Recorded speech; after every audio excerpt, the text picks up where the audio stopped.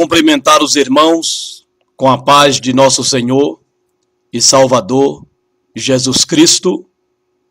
Eu quero dar graças a Deus por esta rica e gloriosa oportunidade que Ele me concede de neste dia poder estar aqui, poder encontrar-me nesta ocasião para trazer-vos mais um vídeo, mensagem da Palavra de Deus. Agradeço a Deus por esse dia, agradeço a Deus pela oportunidade de poder encontrar-me aqui, pela disposição, pela graça, pela bondade, pela misericórdia, pelo amor dele para comigo, em proporcionar-me esta graça, esse desejo de compartilhar convosco mais uma porção da Palavra de Deus. Agradeço a Deus pela vida da minha filha Emanuele, louvo a Deus por até aqui ter nos sustentado, ter nos guardado, ter nos mantido de pé. Eu louvo a Deus e o engrandeço por tudo aquilo que Ele é, por tudo aquilo que Ele pode fazer.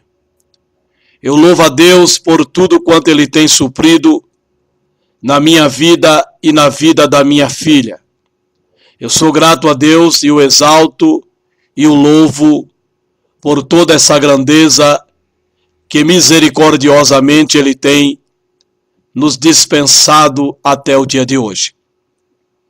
Eu quero vos convidar para ler comigo um versículo da Palavra de Deus que encontra-se na primeira carta de Paulo aos Coríntios, aos cristãos na cidade de Coríntios, no capítulo de número 7, no versículo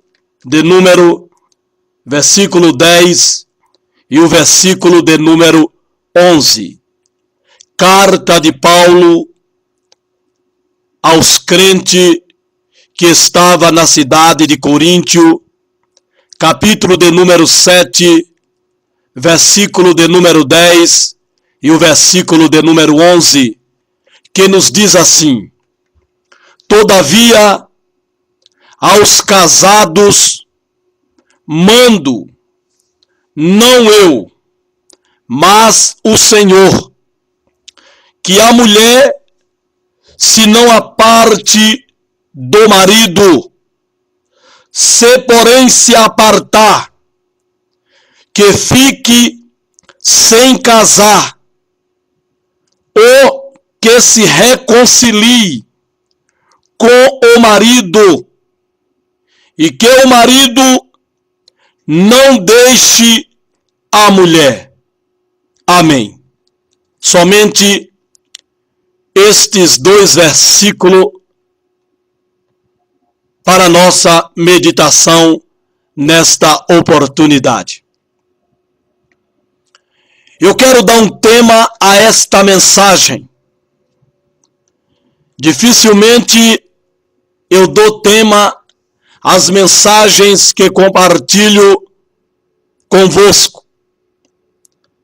Mas esta mensagem me veio um tema a dar e eu quero dar a esta mensagem. As duas condições para quem se divorcia. Repito, as duas condições para quem se divorcia. Glória a Deus. Queridos irmãos, queridas irmãs, queridos amigos, amigas da Palavra de Deus. Eu me preocupo muito com o casamento. Eu sempre me preocupei com o casamento. Eu sempre tive o casamento como algo indissolúvel, segundo a Palavra de Deus. Eu sempre tive o casamento como algo sério, não como simplesmente um contrato, não como simplesmente uma união física, mas eu sempre zelei pelo casamento. Eu sempre defendi a indissolubilidade do casamento. Eu sempre defendi que o casamento é até a morte, que somente a morte pode separar os cônjuges. Somente a morte pode dar direito a um segundo casamento. Porque quem diz isso não é o irmão Joel. Quem diz isto é a sacrossanta palavra de Deus. É nela que está escrito essas verdades, de que o casamento é uma união tanto física como também uma união espiritual. E que isso torna totalmente indissolúvel. Torna-se totalmente eterno. Então eu sempre defendi o casamento. Eu sempre condenei o divórcio. Eu sempre condenei a separação. Eu sempre defendi o permanecer sozinho aqueles que se divorciam. Eu sempre defendi que aqueles que contraíram o segundo casamento, o seu cônjuge estando vivo, coincide no ato de adultério. Eu sempre defendi essas teses, porque elas estão inseridas na palavra de Deus. Ela é a palavra de Deus. Ela é a vontade de Deus para o casamento. Ela é a ordenança de Deus para o homem e para a mulher e para o homem que querem contrair núpcia, que querem se casar. É algo sério. É algo tão sério que quando Jesus Cristo, indagado se era lícito ao homem repudiar a sua mulher por qualquer motivo, sabendo eles que não podia repudiar a mulher por qualquer motivo, mesmo assim eles o faziam. Dispensava suas esposas e contraía um novo casamento.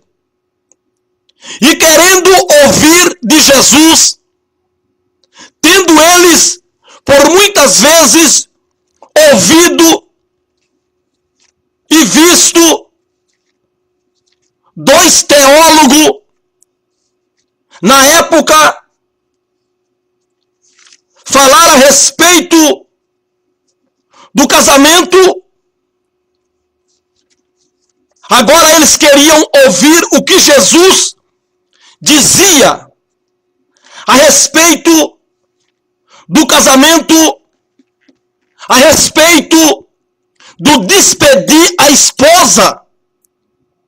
Porque muitos, eles tinham ouvido, muito eles aprenderam desses dois teólogos, chamado Shammai e chamado Hillel. Esses dois mestres, eles tinham escola em Israel, que eles ensinavam com relação à lei de Deus. Porém, na escola de Shammai, era mais severa. Ele defendia que a mulher só podia ser despedida no ato de prostituição. Enquanto que Hillel defendia o divórcio e o permitia por todas as causas concebíveis. E Jesus conhecia esses dois camaradas. Jesus conhecia Shammai E Jesus conhecia Hilel. Jesus conhecia os seus ensinamentos.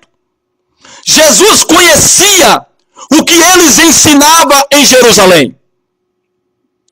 Então, foram perguntar a Jesus para o tentar, para ver se ele falaria alguma coisa contra a lei. Então perguntaram para Jesus no capítulo 19 do Evangelho de São Mateus,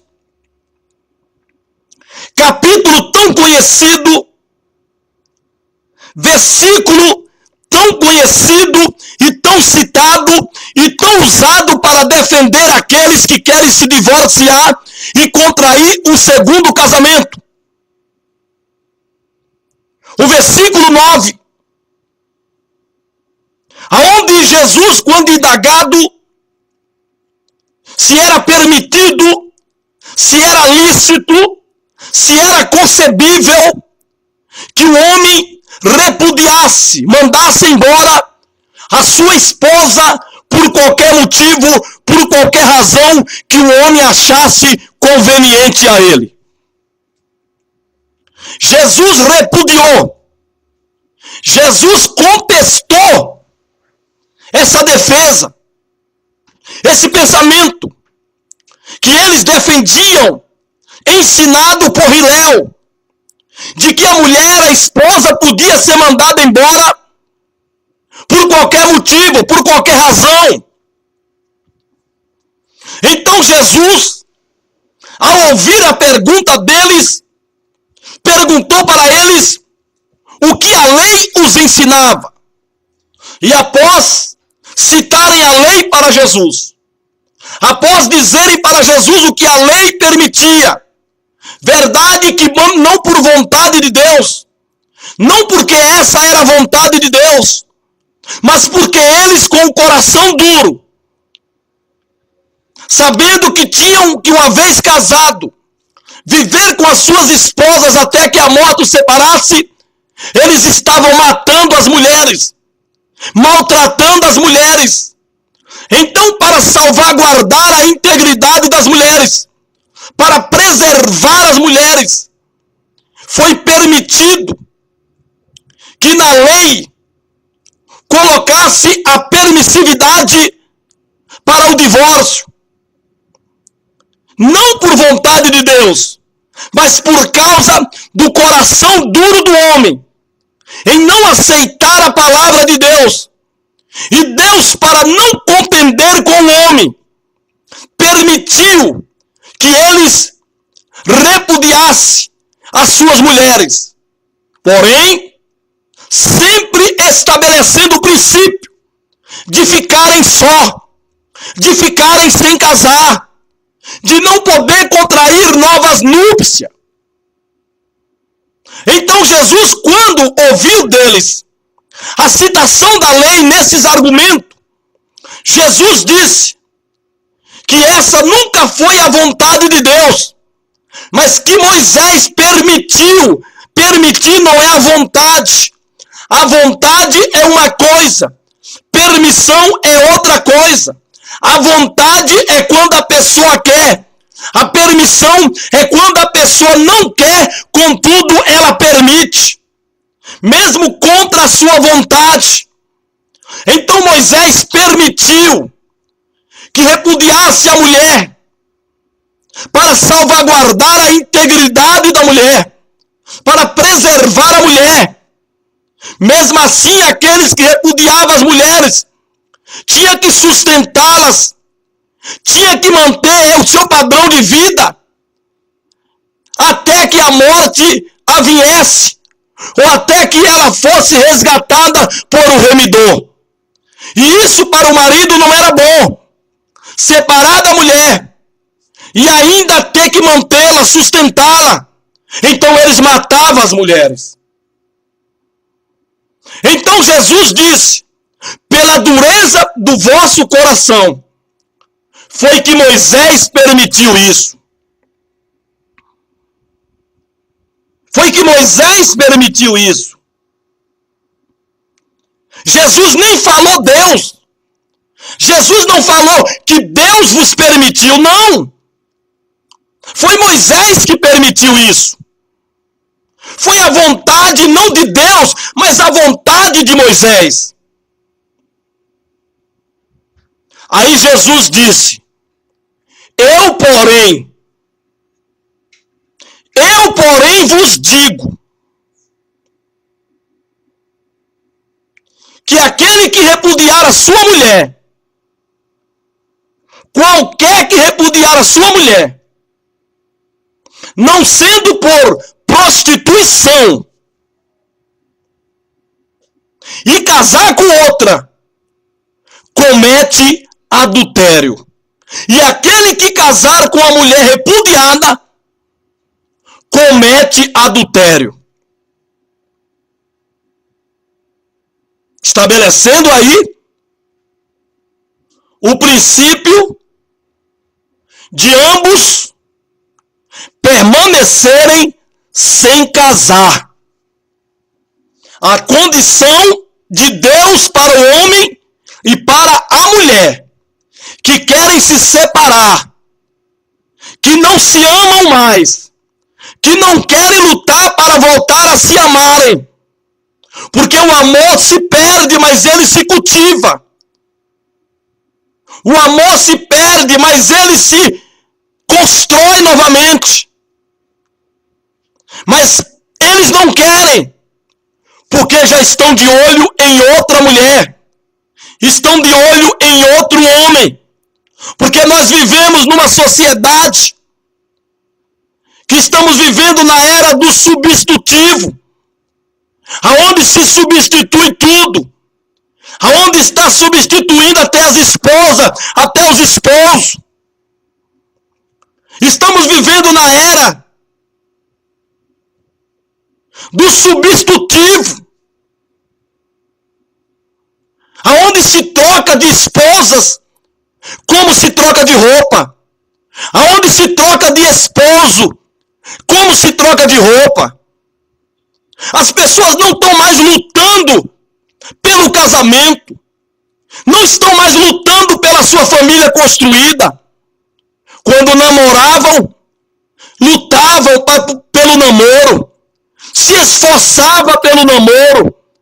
Muitos se opuseram contra a vontade dos pais, se opuseram contra a vontade da família, porque ela amava aquele homem amava aquela mulher, e muitas das vezes os pais não consentiam com esta relação, mas eles se opuseram contra a vontade e o querer dos seus pais, em nome daquilo que eles diziam ser o amor.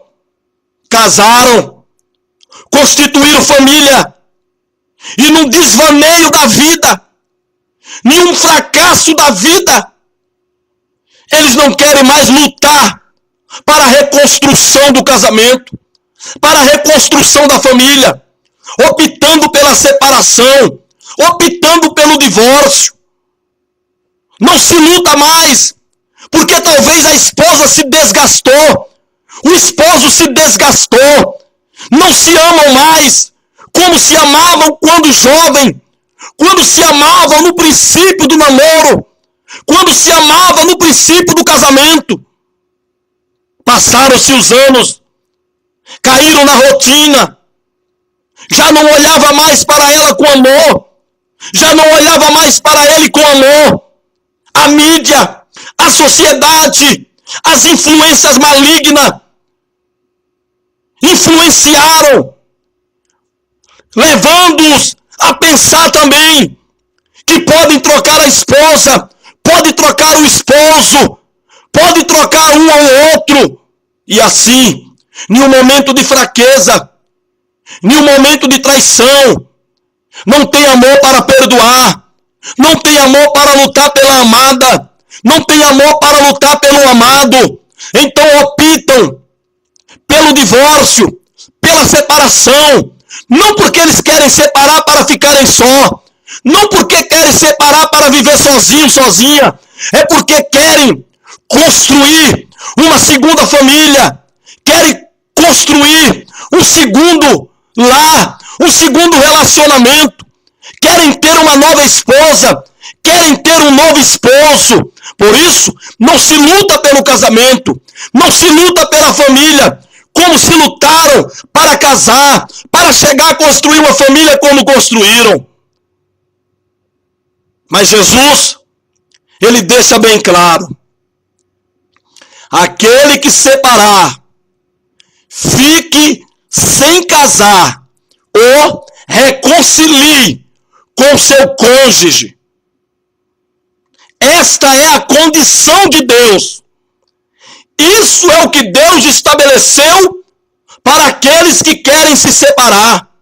Aqui em Mateus 19, que nós lemos, onde Jesus diz: eu, porém, vos digo, Moisés vos permitiu repudiar a mulher, não por vontade de Deus. E naquela época, somente o homem podia pedir o divórcio. A mulher não podia. A mulher não tinha o direito de pedir o divórcio. O homem tinha uma, duas mulheres, se fosse o caso, mas não podia pedir o divórcio. O homem podia. O homem podia repudiar a mulher, mas a mulher não podia repudiar o marido. Então Moisés foi forçado, pela dureza do coração deles, incluir no sistema mosaico da lei o divórcio. Mas o divórcio nunca foi a vontade de Deus, nunca foi o querer de Deus. Deus construiu o casamento, Deus constituiu o casamento. O diabo construiu e constituiu o divórcio. O divórcio é algo do diabo, é algo do inferno, não é de Deus. Deus diz que ele aborrece o repúdio, ele aborrece o divórcio, porque Deus fez o casamento para a vida toda. Deus fez o casamento para a eternidade.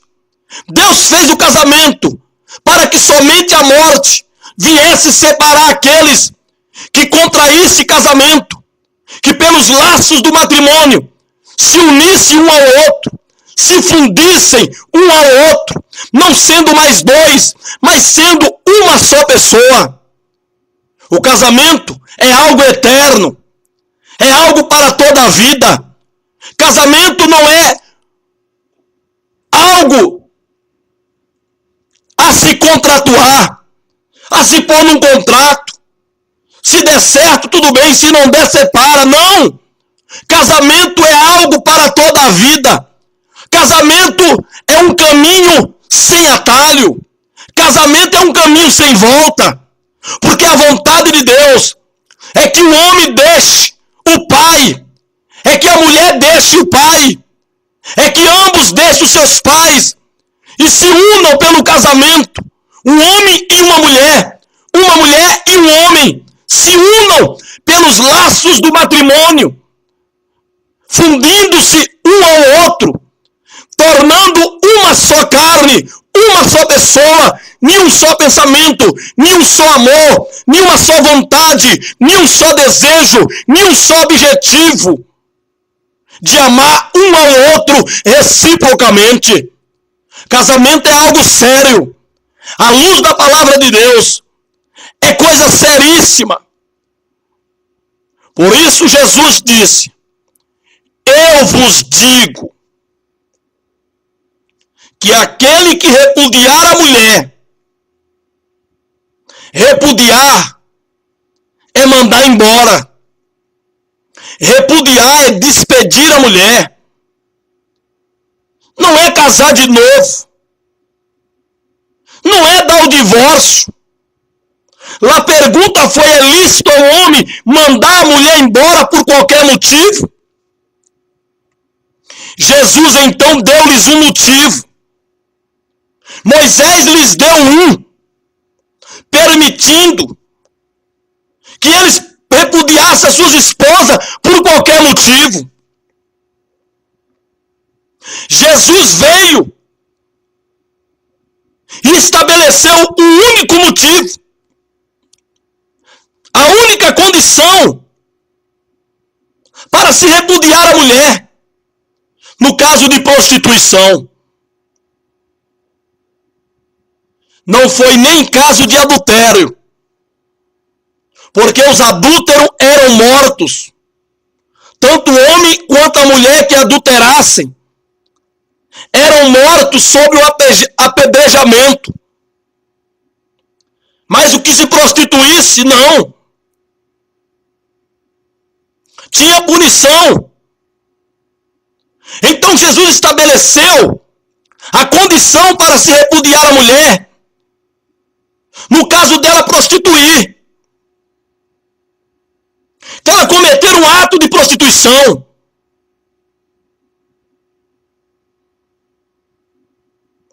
Porém, Jesus estabeleceu, dizendo que se repudiar a mulher, mesmo pelo ato de prostituição, e casar novamente, comete adultério. A palavra de Deus é clara, irmão. Se interpreta esse versículo de Mateus 19, versículo 9. A bel prazer. A seu gosto. Se interpreta este versículo dizendo que Jesus permitiu o homem separar no caso da mulher prostituir.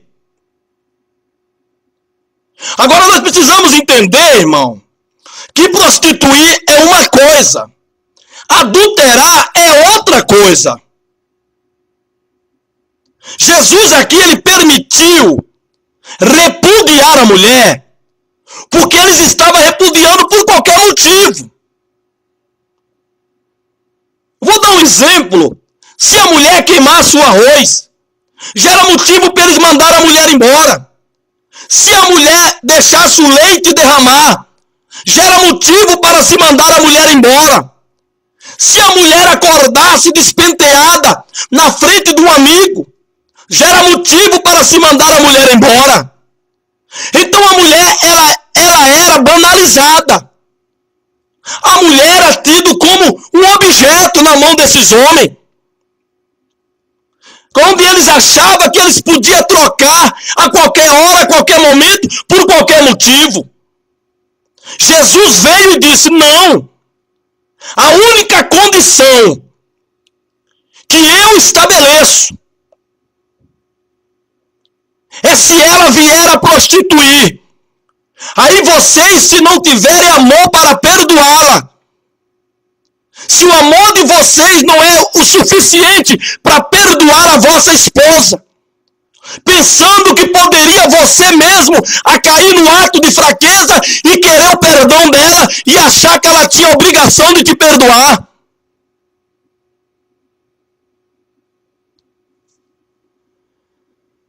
É a prostituição.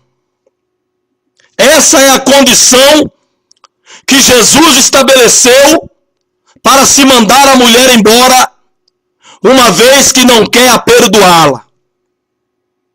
Aí ele continua estabelecendo o princípio de permanecer só, dizendo: aquele que repudiar a sua mulher, a não ser por prostituição, e casar com outra, comete adultério, irmão. O versículo aqui está claro. Jesus deu para eles a resposta que eles queriam. É lícito repudiar a mulher por qualquer motivo? Jesus disse não. Embora vocês aprenderam muito com Hilel, de que podia mandar a mulher embora por qualquer razão concebível. Porém eu, Jesus, vos digo que a única condição que eu estabeleço para se repudiar a mulher, mandar ela embora, é se ela prostituir. É se ela se relacionar com um homem que não seja o seu cônjuge. cometendo assim prostituição. Porque o pecado de adultério é o pecado de pessoas casadas com outra pessoa casada ou não que não seja o seu cônjuge. Isso é adultério.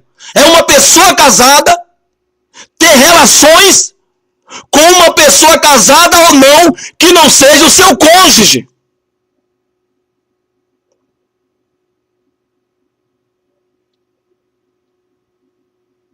Isso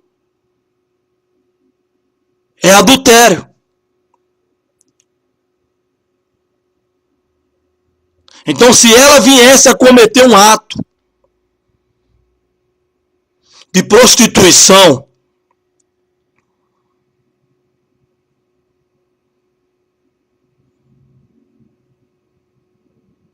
o marido poderia repudiá-la. O marido poderia repudiá-la. Aí Jesus diz: porém, se você vier a casar com outra, você comete adultério. Foi isso que Jesus disse, irmão. Não há meio termo. Não há meio termo, irmão.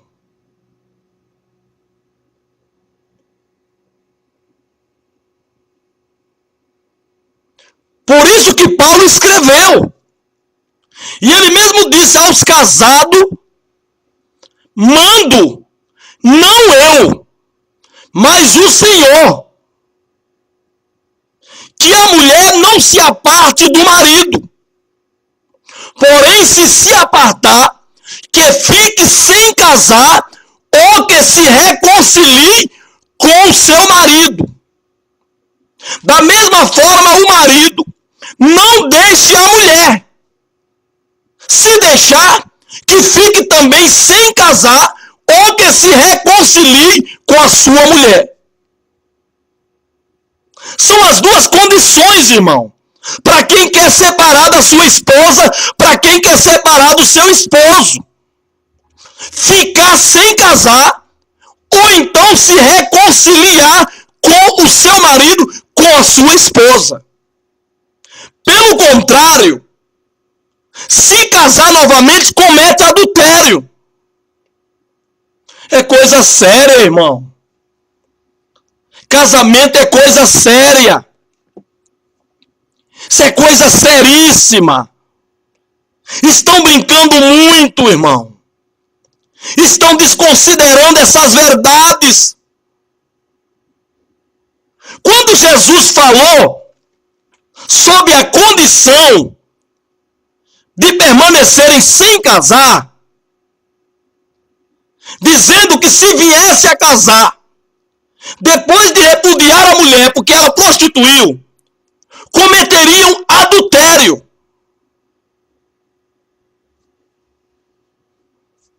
Cometeriam adultério.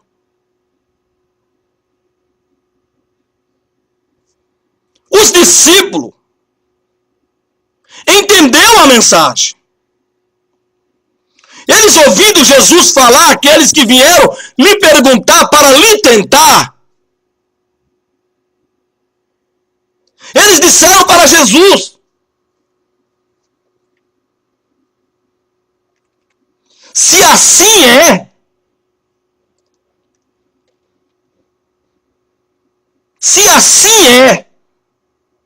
a condição do homem relativamente à mulher, não convém casar. Olha como os discípulos entenderam. Olha como eles viram que o casamento é coisa séria.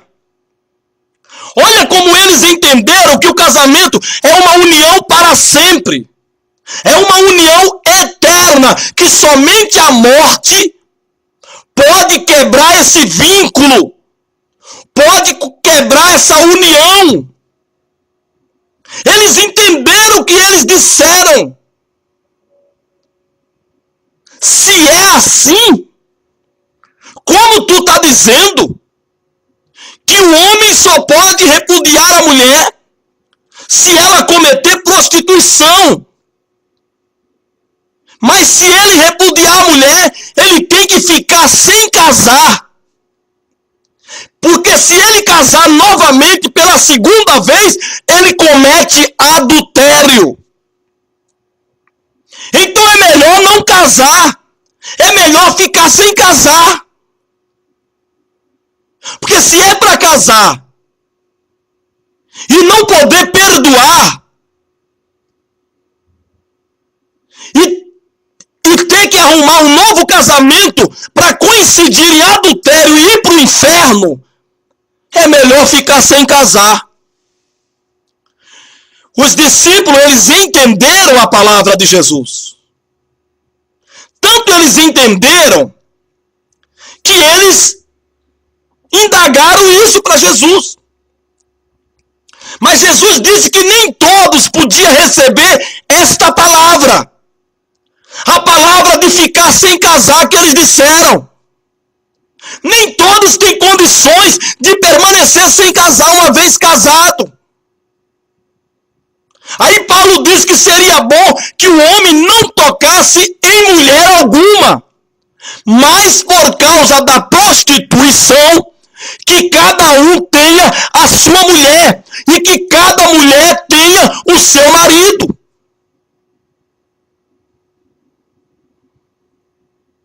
Mas nem todos podem ou têm o dom de uma vez casado, de uma vez provado, experimentado o prazer da carne, de ficar sozinho. Nem todos têm o dom de ficar solteiro. Então é melhor olhar a condição e optar por perdoar, por amar a esposa, amar o esposo, chegar a um acordo de se perdoarem, de se amarem, de se blindarem, de se protegerem, de cuidar um do outro, de dar mais atenção um ao outro. Porque não há inocente. Ambos são culpados daquilo que vier a acontecer no casamento. Ambos são culpados, são responsáveis por aquilo que vier a acontecer no meio do casamento. Então não há inocente. Para um poder casar e o outro não poder. Deus não é injusto para cometer essa injustiça. Como alguns pastores até pregam, que o traído tem o direito de casar. Está errado. É mentira do diabo. Deus não abriu esse precedente, injustiçando um, quando a responsabilidade e as implicações dentro do casamento são de ambos, são dos dois, porque não são mais duas pessoas, mas uma só. Então os dois têm que ser responsabilizados. E a punição e a severidade da lei do casamento de ficar sem casar diz respeito aos dois. Ou então se reconcilie. Ou então volte um para o outro. Lute pelo amor do princípio, quando namoravam, que faziam de tudo para estarem juntos, porque se amavam. E porque agora é mais fácil odiar por um deslize, por uma fraqueza, que muitas das vezes aquele que não quer perdoar, se fosse ele queria ser perdoado. Mas os discípulos entenderam a mensagem.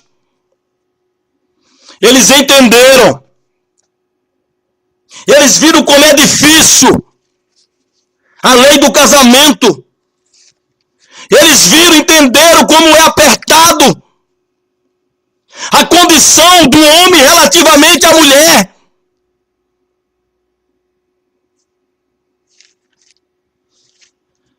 A condição é ficar sozinho ou reconciliar. João Batista, ele não morreu em vão. Ele não morreu sem uma causa. Ele não morreu por se intrometer em assuntos alheios, não. João Batista perdeu a cabeça defendendo a santidade do casamento, a legitimidade do casamento. Ele morreu defendendo a indissolubilidade do casamento.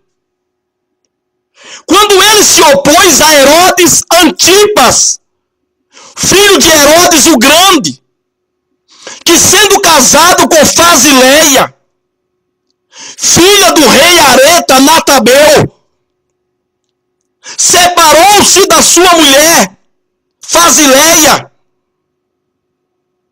para tomar a mulher do seu irmão Herodia,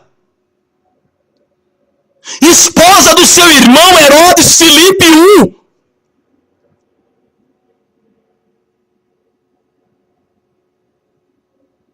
Estando ele vivo, ela abandonou o marido, Herodes Filipe I, para ir casar-se com Herodes Antipas, seu cunhado. João Batista, vendo aquela união, ele pregou contra. Ele pregava contra sempre, todos os dias, dizendo que Herodes era um adúltero, que ele não podia casar com a mulher do seu irmão, porque ele era homem casado e ela, Herodia, era mulher casada. Que a sua esposa estava viva, que o esposo de Herodia estava vivo, que ambos eram casados. Então João dizia que Herodes era um adúltero e ele era o rei. E nós sabemos que fim João teve. Por que pregou isso aqui? Porque pregou o que os pastores não pregam mais. Porque pregou aquilo que os pastores omitem. Por que eles omitem? Porque estão cheios de pastores casados pela segunda, pela terceira e pela quarta vez. Estão cheios de pastores sobre os altares, à frente dos púlpitos perante a igreja, que casaram segunda vez, terceira vez, quarta vez e assim sucessivamente. São homens adúlteros. São homens e mulheres que estão em adultério diante de Deus. Por isso os pastores não pregam sobre isso. Por isso os pastores omitem essa verdade. Quando prega interpretando Mateus 19:9, a gosto daqueles que querem ouvir uma mensagem que lhes blinde, que lhes proteja para um segundo, para um terceiro casamento. Mas não prega como a palavra de Deus nos ensina. Que o homem ele pode até separar, divorciar se ele quiser. Porque Deus não vai contender com ele, senão Deus o mata. Porém é estabelecido o princípio de ficarem sem casar ou de se reconciliarem novamente com seus cônjuges. É difícil pregar isso? Não. Mas por que não pregam? Porque não querem perder a cabeça. Eles têm, por exemplo, João Batista. E para muitos pastores, João Batista se intrometeu em assuntos alheios. Para muitos pastores, João Batista teve uma morte merecida. Mas não teve não. Porque ele pregou a palavra de Deus. É a palavra de Deus que diz isto. E a igreja, ela foi chamada de dentro do mundo para fora para pregar a palavra do reino. E a palavra do reino é essa: que se o homem se divorciar da mulher, que ele fique sem casar, ou que ele volte e reconcilie com a sua mulher, com o seu marido. Não é palavra do homem. Se essas palavras não for verdade, se essas palavras não for palavras de Deus, então vamos casar e recasar. Vamos recasar e casar novamente. Mas se nós cremos que ela é a palavra de Deus, não cremos que teremos o castigo merecido por adulterar, por cometer adultério. É coisa séria, irmão. É coisa muito séria. Muito séria, irmão. João Batista morreu porque ele defendia a santidade do casamento. Ele defendia a santidade da palavra de Deus.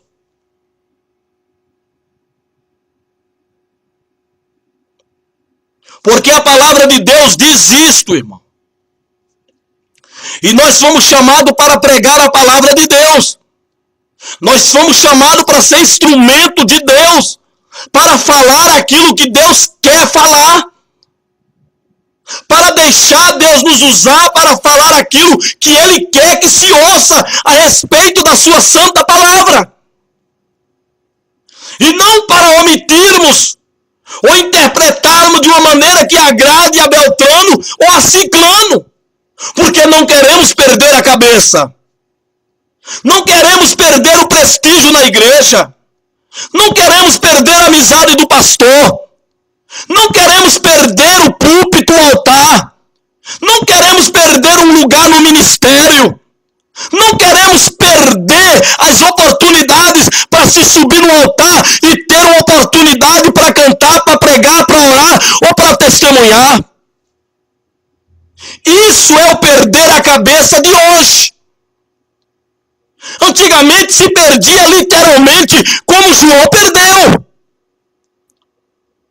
Hoje perder a cabeça na igreja é isso aí, irmão. É você perder o prestígio. É você perder as oportunidades. É você perder o apoio do pastor da igreja. É você perder uma oportunidade de chegar a ministro, de assentar no altar, de ocupar um lugar no ministério da igreja. Ou melhor dizer, dos homens. Porque esse ministério de hoje ele é dos homens.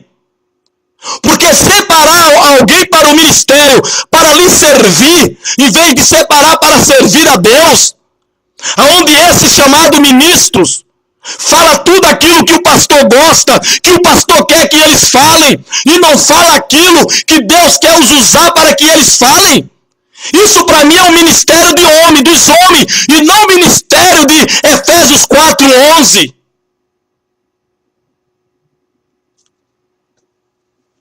É lamentável, irmão, mas é verdade. Esse ministério que está hoje na igreja é dos homens. Quando eles separam alguém, eles estão dando um cala-boca. Eles estão silenciando aquele irmão. Porque agora eles vão impor ao irmão como que ele deve pregar, o que ele deve pregar na igreja. Então é o ministério dos homens, que separa homens para si mesmo, para lhe servir. Mas o que foi que Jesus falou para Ananias? Quando mandou ir ter com Saulo, lá na rua Damasco. lá em Damasco, na rua direita. Vai, porque ele, Saulo, ou Paulo, é para mim, para Jesus, um vaso escolhido. É para Jesus. Quando separa alguém ao diácono, ao presbitério, a evangelista, a pastor, é para Deus, irmão. É para Jesus que se está separando. Mas hoje não. Quando separa alguém, é por capricho do pastor. É por bajular. É por dar presente. É por puxar o saco. É por ser um grande dizimista. É por ter família grande na igreja, que cada um dizima. Aí torna um dízimo grande. Essas são as condições para separar alguém ao ministério hoje, irmão. Não é observando a vida casta, exemplar do homem, não. Antigamente se observava até a esposa, porque a palavra de Deus diz que o presbítero tem que ser marido de uma mulher só. Tem que trazer a sua casa sob sujeição à palavra de Deus. Pois como quererão governar a casa de Deus se não governam a sua própria casa? Antes observava até as esposas. Hoje elas estão tudo pintadas. Hoje elas estão tudo sensuais. Hoje elas estão dadas à carnalidade, aos prazeres dos seus sentidos carnais. Hoje você olha e se não tomar cuidado, a gente fala as verdades que estamos vendo nelas, nos seus filhos. Porque eles não têm moral para pregar, para ensinar. Eles não têm moral para governar a casa de Deus. Porque não governam a sua própria. Como vão querer governar, impor a igreja uma vida de santidade quando eles vivem no mundanismo, na carnalidade, amigos do mundo?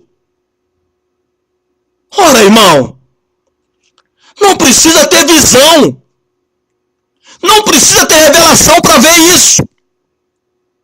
Hoje está aí nu e patente perante a igreja o mundanismo na família de muitos líderes, de muitos pastores,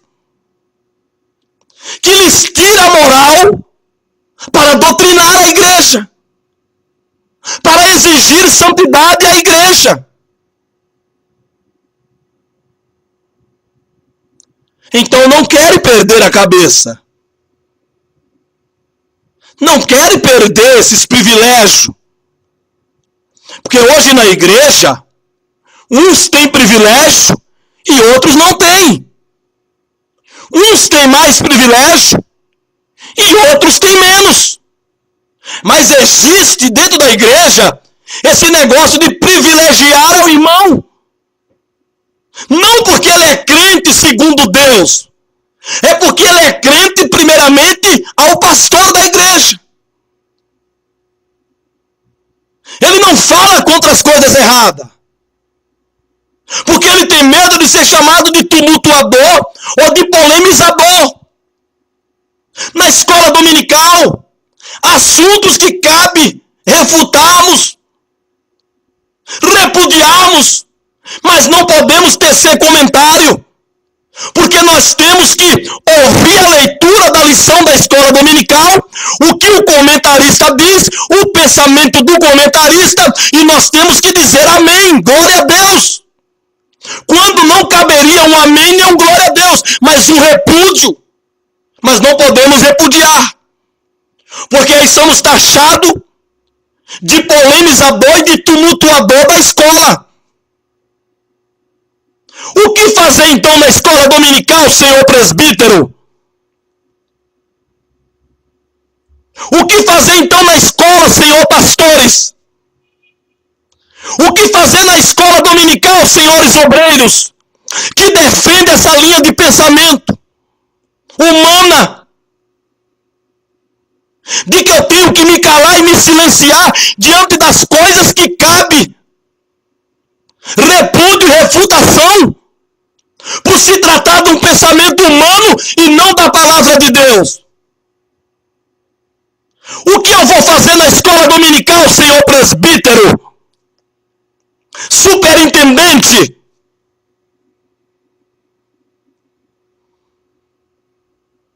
Eu vou perder a cabeça, porque eu não vou ficar calado diante daquilo que é errado. Mas vocês não querem perder a cabeça. Mas João Batista perdeu, porque chamou o rei Herodes de adúltero, porque ele era casado e tomou uma mulher casada. Quantos pastores casados casando novamente? Quantas